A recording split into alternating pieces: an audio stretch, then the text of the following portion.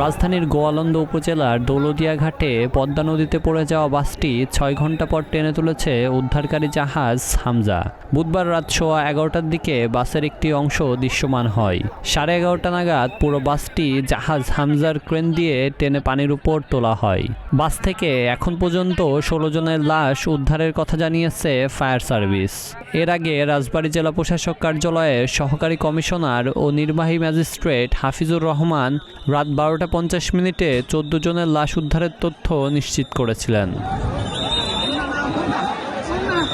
এ নিয়ে দৌলতদিয়া ফেরিঘাটে বাস ডুবুরির ঘটনায় মৃতের সংখ্যা বেড়ে 18 জনে দাঁড়িয়েছে।